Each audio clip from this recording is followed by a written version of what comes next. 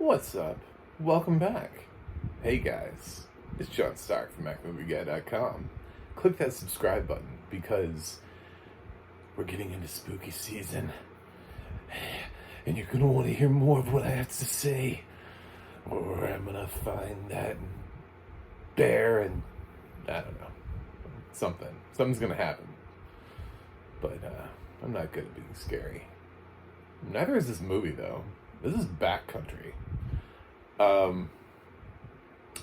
Yeah, it's on AMC Plus, and it does not have audio description. Maybe that's one of the reasons it wasn't scary, but if AMC Plus wants to continue their lack of accessibility, then I have to treat all of the films that are on the service as such.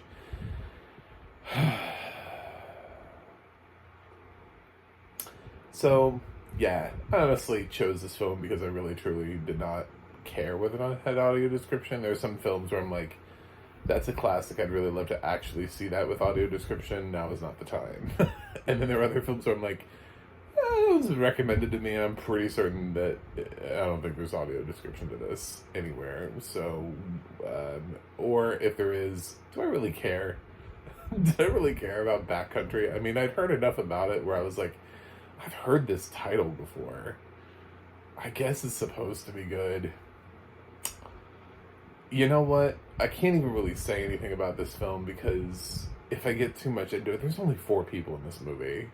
You know what I'm saying? Like, if I tell you anything about, like, if I suggest to you how this movie progresses, it's like spoilers. So I can't even make fun of any of the characters. Like, there are things in this movie that happen that I would love to talk about and love to make fun of, but there are 4 people in this movie. Literally, there are only 4 people credited on I don't mean there are, like, 4 characters, and there's, like, some randoms that are, like, I don't know, kid on bicycle, or girl at gas station. I mean, there are literally 4 people credited in this film. So, any of their fate is just, like, in a horror movie, it's just like, it's 25% of the film. I do have to say that it's a bear movie, and I get to make fun of that. So that's going to be fun. We're going to talk about that a little bit. I'm also going to say that this film absolutely needed audio description. There's so, like, I don't know, like 90% of this film lacks dialogue. It's just like people like looking out at things or the camera just panning around. These people don't like conversation. They just like to stare out at things and like watch and just be like, oh, let me look at this. Let me look at these woods. Yeah, these woods are great. But they're not like saying that, they're like thinking that. So silently to themselves. So for a blind and visually impaired audience, if you try to choose this, if you're like, I'll power through it, I like horror movies, Halloween time. No. No. There's about like 5 minutes worth of this that might interest you. And then there's like the rest of it is just whatever. This is one of those movies that I question if they added audio description, would I care? Like, I definitely went into IMDb's page and looked at their parents' guide just to see kind of like, what was I missing? Did I miss something? Or did I kind of pick up on did I kind of get everything? Kind of, in terms of the happenings. It's a horror movie, Did I get all the violence and gore? Or are there, like, secretly a whole bunch of, like, random images that I missed out on? I pretty much got it. I pretty much figured out the violence and gore. I mean, it could have been... one person describes it... one person's description was hilarious. They were like... It's not for people with weak stomachs, but people who watch horror movies a lot will be fine. I'm like, what does that mean to you with weeks? Like, have you been in a lot of movie theaters where people vomit during horror movies? Like, what does that mean to you? I know what you're trying to say, but like, it's just kind of like the way he wrote it, like, was kind of like chastising people who don't watch horror movies. He's like, these wimpy people with weak stomachs, you know, like, it's, oh, all right, dude, cool. Thanks for contributing to Parents Guide. Remember that this is Parents Guide. This is not 30-year-old girls guide or whatever you think it is. This is we clicked on Parents Guide. Should I take my kid to see this? Kids with weak stomachs.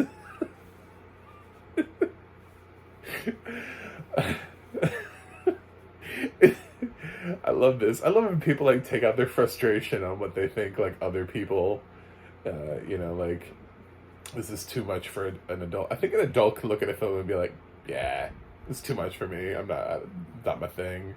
I can watch this. You know, sometimes a good heads up is pretty good, you know, but I mean, we can do our own research. It's about whether or not we let our kids watch things. It's not really about, you know what I'm saying? Like, I can kind of gauge for myself that Terrifier 2 is not really something I want to see. But if my kid came to me and I didn't know what Terrifier 2 was and was like, Mom, Dad, my friend Billy, because they still have people named Billy, I'm sure they do. He got tickets to see Terrifier 2. Can I go? And I was like, what the fuck is that sounds awful. And then I look it up on IMDb and I read the Parents Guide. I'm going to be like, no, you're not watching that. You're 5. Go back to your bedroom. You know, that's what that's for. So, based on this Parents Guide, I would say, I don't know. And your kids will probably be too bored by the time the violence actually happens. So I don't think it matters. That's what I would have put in the Parents Guide. If your kid is still awake, then, I don't know, 15, maybe. It's just, you know, and then know your kid. I don't know. It takes, God, my God. This is like a film that would have worked great as a short, and then somebody was like, no, we must make this feature length. We should put some more characters in it. No, I can hold the tension. I know I can. You're a first-time director. I know. But Christopher Nolan was a first-time director when he did Following. So, I'm gonna be the next Christopher Nolan. No, you're not. Nope. Not the next Nolan, not the next Aronofsky, not the next anything. I don't know who this dude is, and I don't know what he's directing, but, yeah. Tension not held. I was bored out of my fucking mind. I kept waiting for things to happen, and then when they do happen, when this bear finally shows up in this film, I gotta tell you that sound effect, for me as a blind person, was terrible. They have this sound effect, but it's rhythmic. It's literally like, it sounds like somebody's pushing the button every couple seconds to make something go,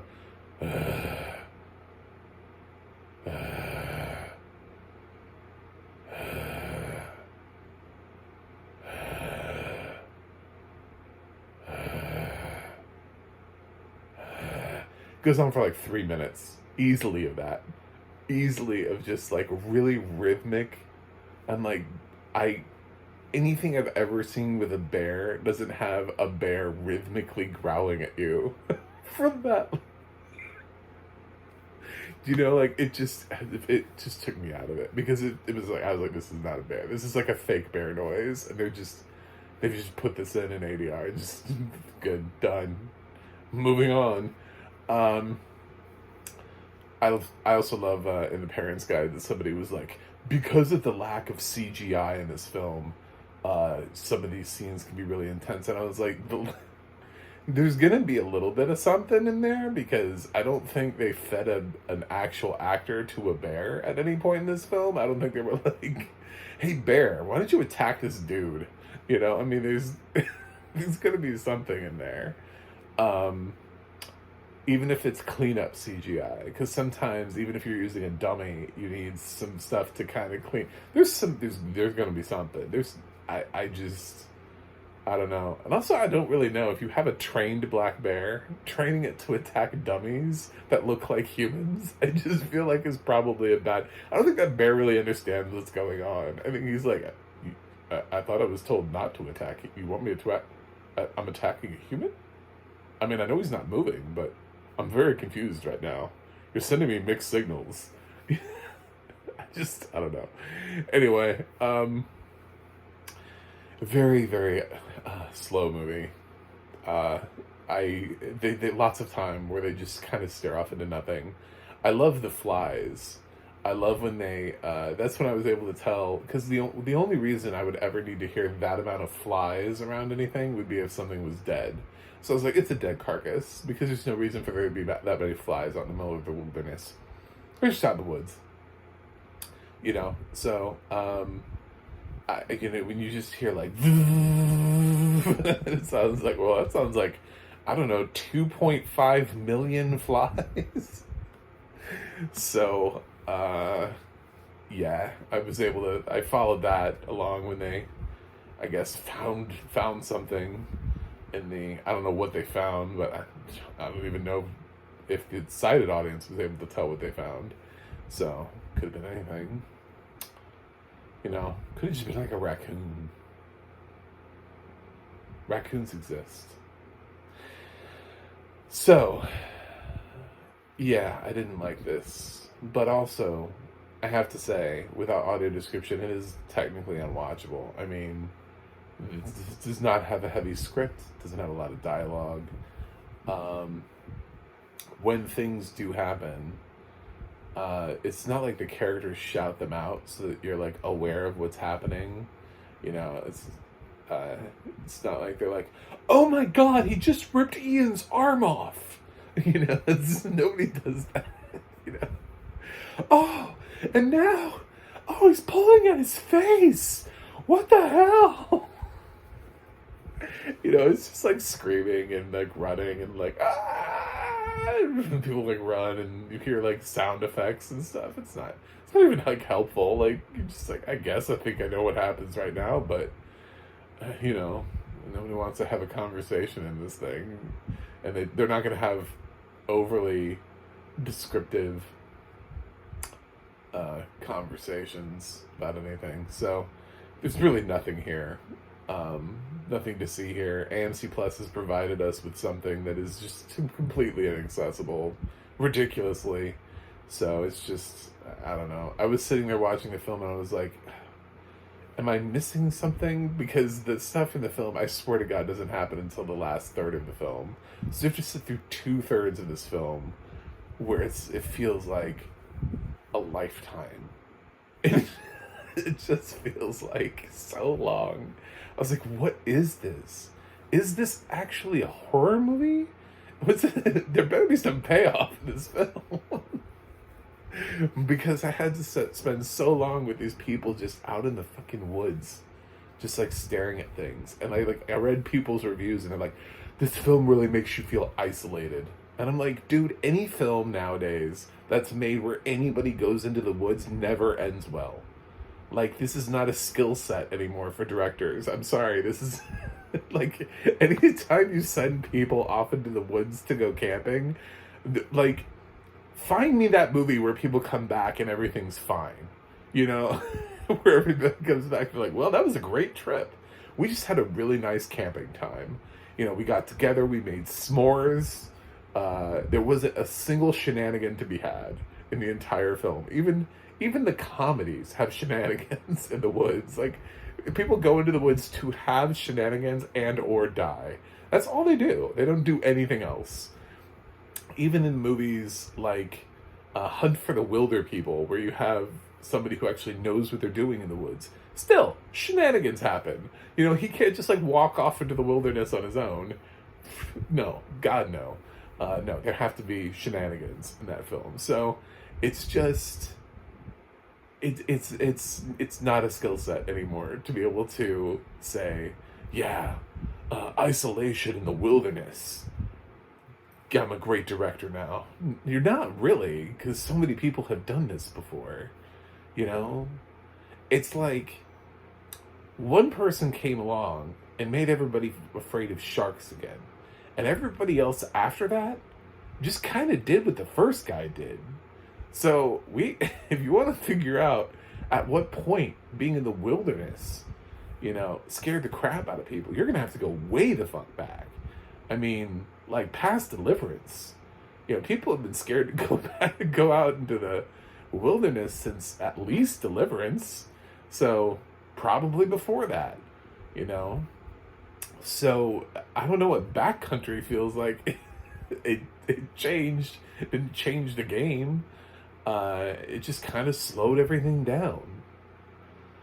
And when you have a small cast, it's like every moment matters because you can't kill them off all at the same time. There's only 4 people. So it's like, even if they were all to die, they'd have to all, if you're going for like an hour and some odd runtime, at least one of them has to, otherwise, what the fuck are you watching for the last? You know what I'm saying? Like, somebody's going to make it until either end or near end of the film, Otherwise, what are you watching? So it's like a spoiler in and of itself when you have that small of a cast. It's like there's no hope for anybody else to come along at the end of the film and like show up and be like, hey, oh, look at this campsite. Looks like somebody was here. Like where they add like those new characters like stumble upon and like, oh my god, what happened here? Oh my god. And then like the bear is behind them like,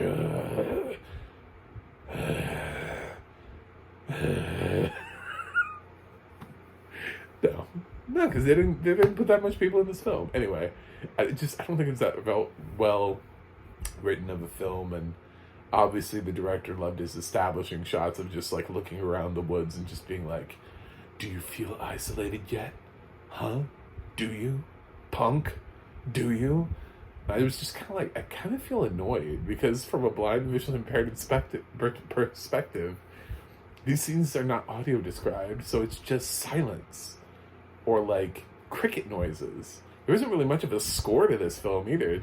It's literally just like sounds of the wilderness. It is one of the slowest fucking movies I think I've watched in a long time. But if I took my personal opinion out of it and I'm here to just say, let's talk about the accessibility of this film, is it watchable with or without audio description? I'm going to say no, it's not, because I still have no idea what happens for large chunks of this movie when he's just roaming the camera around. I don't know.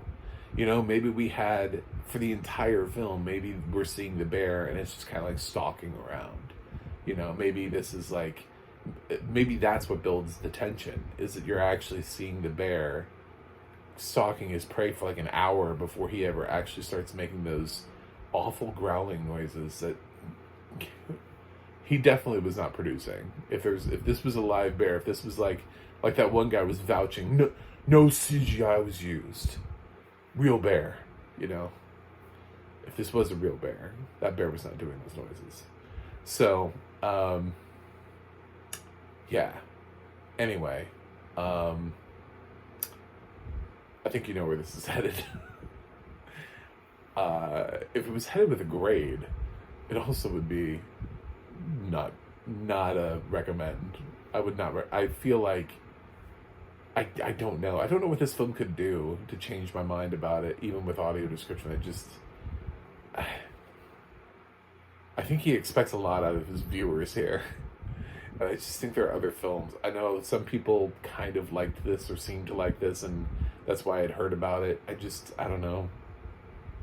When you have a limited cast like that, either you're good at holding and building tension or you're not. And I didn't feel the tension at all until the third act of the film. I felt bored. Just incredibly bored. And that is not how you're supposed to feel in a film like this. You're supposed to feel like anything could happen at any period in time. And I never felt that. I never felt like something was just going to jump the fuck out. I did at the beginning because I was like, okay, it's a horror movie, so some shit's going to go, oh, nothing's going down. Nothing's happening. Nothing's happening. Still nothing's happening. Oh God, nothing's happened. Is this a horror film? It was just like, just waiting. So, no, it doesn't even do that. It doesn't do anything well. So, but most of all, what it doesn't do well is have audio description. So I'm going to give this the grade of unwatchable because it's inaccessible to us, blind and visually impaired folk.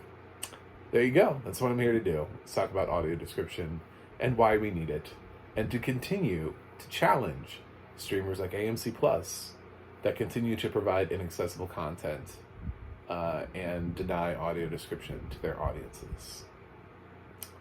Yay! This might also be a Shudder release. I can't imagine it wouldn't be. I was able to find out that the best thing that I found out from it. When you have AMC Plus, sometimes things just show up as being on AMC Plus, and it doesn't tell me from Shudder. It showed up as being IFC Midnight. The problem is that there's also an IFC channel on AMC Plus, so it's either on the IFC channel or Shudder's channel. I don't know. Could be on both.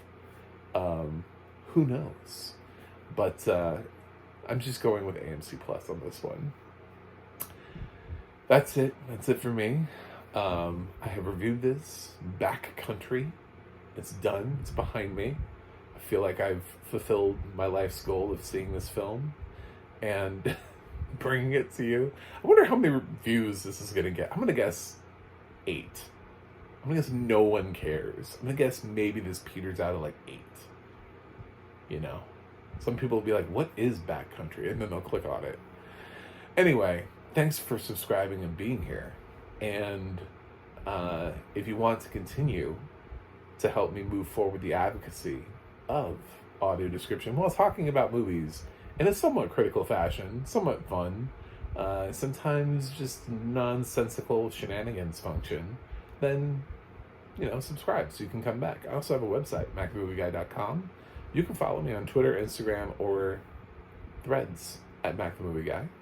You can go to the Audio Description Project, adp.acb.org. It'll let you know what does have audio description and where you can watch it.